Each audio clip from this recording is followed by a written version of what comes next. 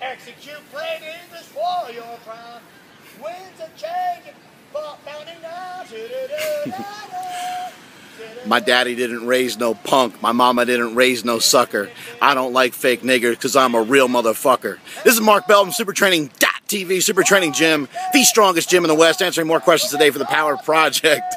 Brought to you by HowMuchYouBench.net, The Slingshot, and the only strength magazine in the world, ThePowerMagazine.com. I'm kicking my knowledge bombs, and so is this guy in the background. He's been on the Power Project before. He's out there singing his heart out. Maybe I'll give him 10 bucks before we end this Power Project and see what happens. Maybe he'll punch me in the face. I don't know. Maybe I deserve it. We got a question today from Paul Allen Riggs, an old buddy of mine. What's up, Paul? His question is about meat prep. What should he do nutrition-wise? Doesn't necessarily need to gain or drop weight. Doesn't need to make a weight class. And it's kind of wants to know what to do nutrition-wise, and also he'd like to know. I'm perhaps butting this guy out of his corner. I know he's still there. Casually discuss the victim. In the meantime, you will be brought to ruin. He's preaching. You got to preach. His other question is in regards to training. How is he supposed to prepare for this competition, and what is he supposed to do? When is he supposed to test his maxes, and so on and so forth. And he went on with many questions, and this happens quite a bit. I'll step away a little bit so Madman in the background's not louder than me. We don't have a shouting match, because we know the People's Champ will win that one. But anyway, so let's just talk about training here for a second. When we're talking about training, we're talking about all these different things, and the way he worded his question, it kind of went on and on. It was question after question. There's multiple question marks within this question.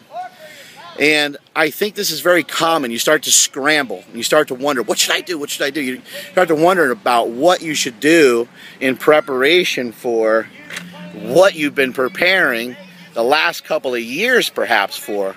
And so I think you're second-guessing yourself a little too much. I had to step away from that because I just couldn't concentrate. My ADD is kicking in majorly. Basically, here's some things you're going to want to do.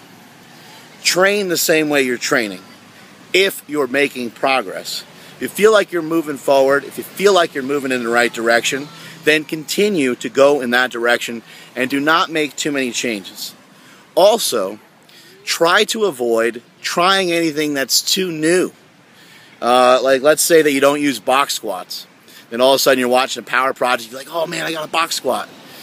Well, if the meet's only 3 weeks away, you said yours is in September, so you have some time, but if the meet's only 3-4 weeks away, don't really try anything new. That's not the time to be messing around. It's not the time to introduce new things. Also, a very, very important thing, and the meat promoter will be very thankful for this. I suggest anyone out there who's new, do this, or maybe have your mom do it for you. Call the meat promoter. Try to make contact with them. At the very least, shoot them an email. A phone call is a little better, just because nobody uses the phone anymore. Nobody picks their phone up anymore. I certainly don't pick mine up.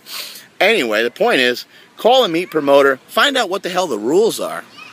So, I've been on the website and I checked out some of the rules, but just want to make sure I have them clear.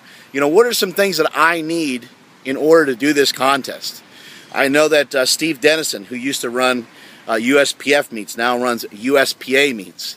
He used to have a checklist on his website. I actually printed that checklist out like 25 million years ago. And it's something I still utilize today. I no longer use that actual checklist, but I make a checklist, especially if I'm going to travel to a meet, although it's been some years since I've traveled to a meet. I do my own backyard meets, get my own backyard judges, and get some backyard calls, and bench 529 and have it be a total bullshit lift at 242. Raw, right? That's the way it goes. Anyway, that was for the fucking haters out there. Haters gonna hate. Just the way it goes. So make sure you know the rules. Make sure you know what you need to do in that particular meet. Also, start to learn the weights that you're going to use, and start to learn the equipment you're going to use. Are you going to wear just a belt? If you're going to wear just a belt, you need to learn what notch that belt's going to be on for which attempt, and so on. You need to learn everything. Every little thing is going to make a big difference. You want everything to be as similar as possible to your training and the meet. Have them be very similar. So you're just all you're gonna do is just go in and do another training day, except you're gonna go heavier than you ever have before, hopefully, and hit some PRs.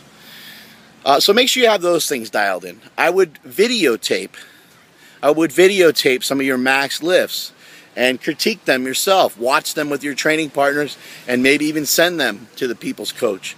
Maybe even send them to another coach, or show somebody and critique it, and try to be as honest as you can with yourself on whether it's a legitimate lift. If you haven't started to do pauses on a bench press, well then you should work on it, because for some people it's a real kick in the balls. It doesn't bother me one way or the other.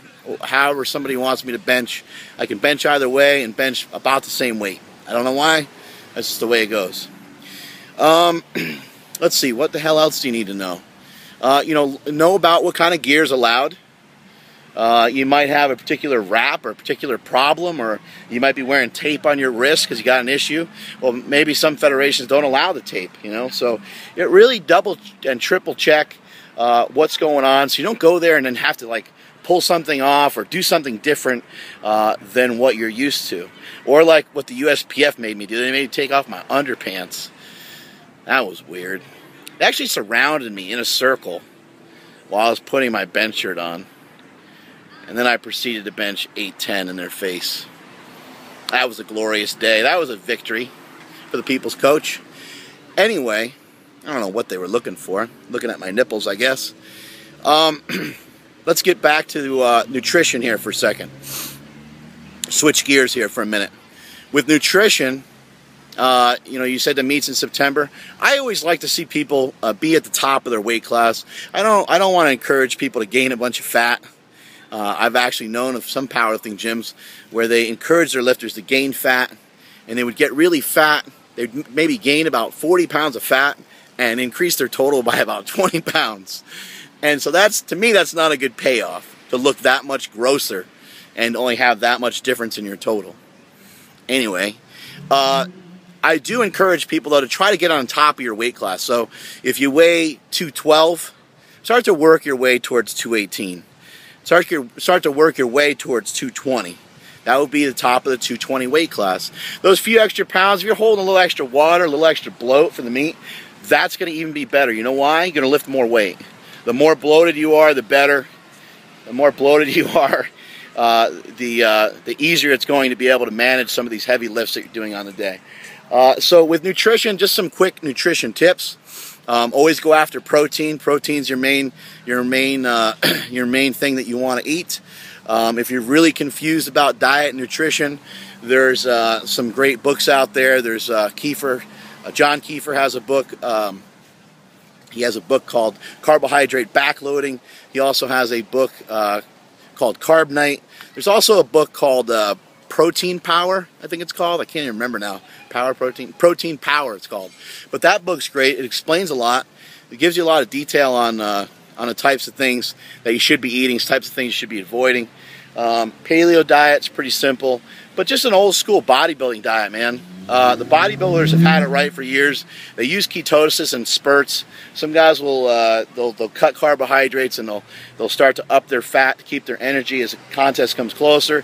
Contest even gets closer, and they chop their fat out. Now, as a powerlifter, you don't want to cut out all your energy source like that. But point is, bodybuilders have it down to a science, and I would highly recommend that you follow this type of protocol. When you're going to eat a high-fat diet, like let's say you're going to eat a steak. When you're going to eat a large steak, especially if you know it's like a tri-tip or something like that, those of you on the East Coast might even know what a tri-tip is, but they're delicious.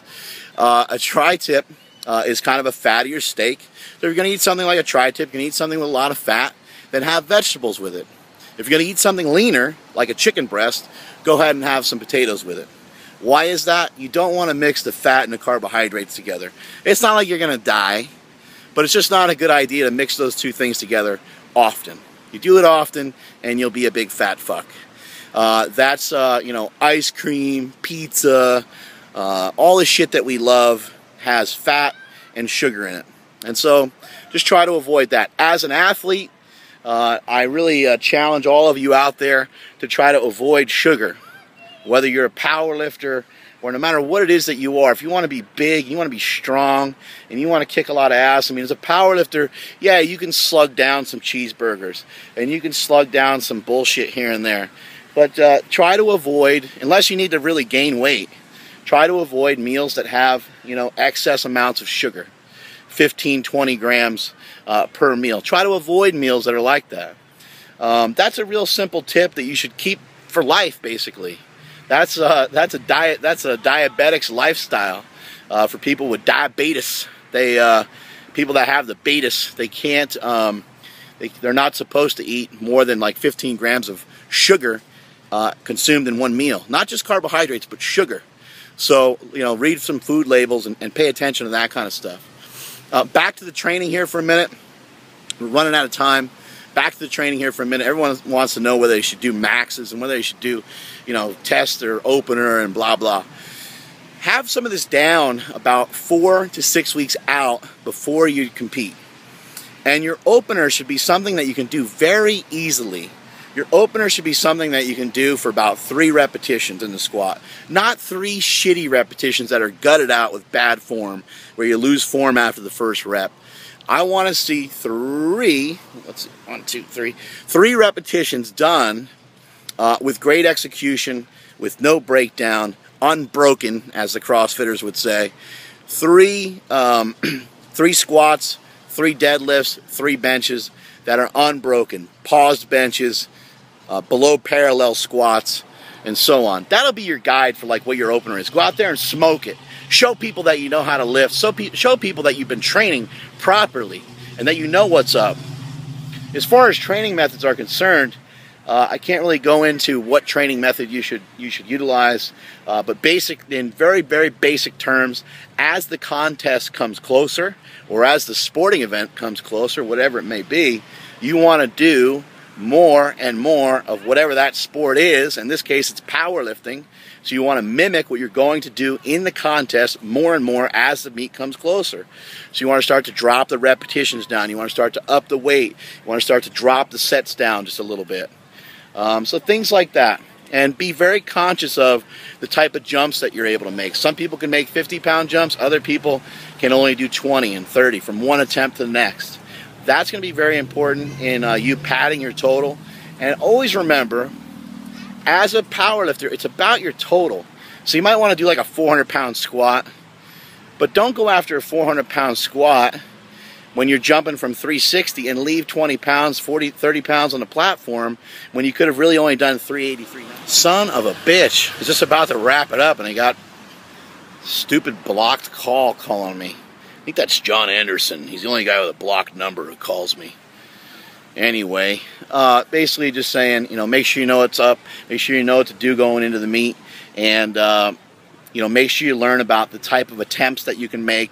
Make sure you're not making too big of a jump from one lift to the next. If you're a raw lifter, you know, doing like a 30-pound jump is kind of is a significant amount, especially when you're going from like 400 to 430 to 460. That starts to be quite a bit, quite a lot. So learn what you need to do there. I prefer that many of my lifters just totally dog that opening lift and make it a breeze. Jump 30 to 50 pounds sometimes, depending on the lifter again. And then from the second to third attempt, we'll cut that in half, so they'll only make like about a 15 to 20 pound jump, depending on where they're at. But really get yourself in the game. If it's your first meet ever, as you mentioned, Paul Allen Riggs, never trust a guy with 3 names. Paul Allen Riggs, it's your first meet. Go 9 for 9, dude. Go 9 for 9. Represent. Show everybody that you know how to lift. When you go out there and you do your first squat all shaky and all high and shit, and your form's all jacked up, and you get 3 red lights, guess what's going to happen when you go to do your next attempt? Even if you sink it, you're going to get 3 red lights. Because the judges are going to say, this freaking idiot doesn't know how to lift. He's a jerk. And they'll give you the jerk red lights for the rest of the meet. That's just the way shit goes down sometimes. So, anyway, train your ass off going to the meet. As the meet gets closer, train heavier. That was kind of like a Hitler. That was pretty That was kind of racist right there, wasn't it? I won't do that one again. Just like I mentioned the fist pump the other day. I got to slow it down a little bit. Let's see. I guess that's it, man. Eat well, train well, make sure you're resting, make sure you're sleeping. Don't be an idiot. A lot of people won't sleep well. A lot of people won't eat well going into a meet, and they wonder why they underperform. That's the definition of being an idiot when it comes to powerlifting. So make sure that you know that you're aware of all these different circumstances. Multiply your hustle, multiply your muscle. Strength is never a weakness, and that is it from supertraining.tv.